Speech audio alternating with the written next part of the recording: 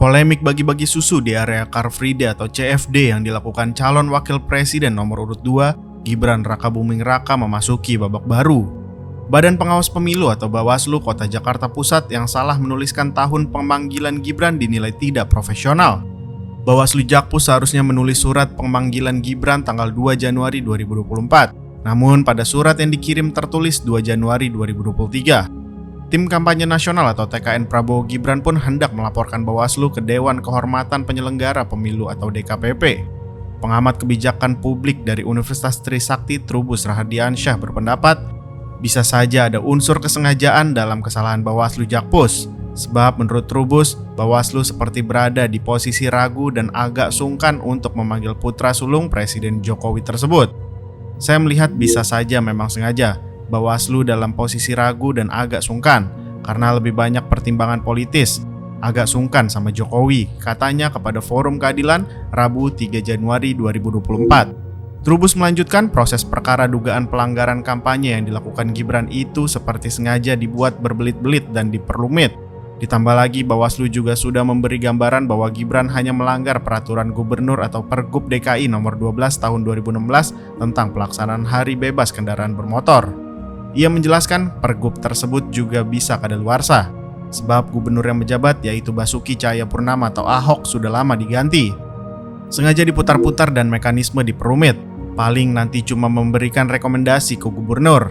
Tapi sekarang kan hanya ada pejabat sementara atau PJ dan itu pun orangnya Jokowi juga, otomatis tidak akan terwujud, ungkapnya.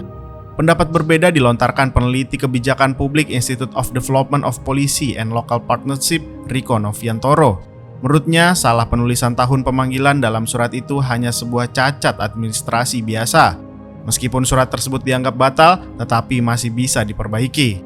Itu namanya cacat administrasi, surat itu dianggap batal, tetapi bisa diperbaiki lagi oleh yang membuat surat. Kalau Bawaslu dibilang tidak profesional, ya sangat tepat, karena cacat administrasi disebut juga dengan cacat prosedur. Artinya ada proses yang tidak dilewati, katanya kepada Forum Keadilan Rabu 3 Januari. Riko kurang setuju jika Bawaslu dianggap sengaja melakukan cacat administrasi tersebut, tetapi menurutnya kesalahan yang dilakukan itu memang terlihat konyol dan tidak profesional.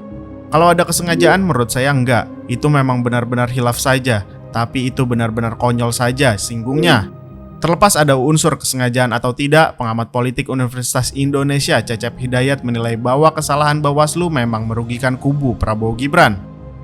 Apakah itu mekanisme kelalaian atau kesengajaan? Apakah memang dengan kesalahan pengetikan tahun entah itu typo atau bukan, itu merugikan TKN dan merugikan Prabowo Gibran, kata Cecep kepada Forum Keadilan Rabu 3 Januari.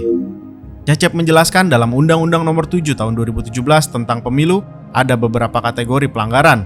Ada pelanggaran tindakan pidana, pelanggaran administrasi pemilu, pelanggaran kode etik penyelenggara pemilu, dan pelanggaran lainnya. Menurut Cecep, kesalahan ketik Bawaslu Jakpus bisa saja masuk kategori pelanggaran selama dilakukan secara sengaja. Jadi pelanggaran tidak hanya berlaku bagi peserta, melainkan juga penyelenggara pemilu. Kita belum tahu apakah memang Bawaslu ketika mengetik tersebut itu karena variabel kesengajaan atau kelalaian.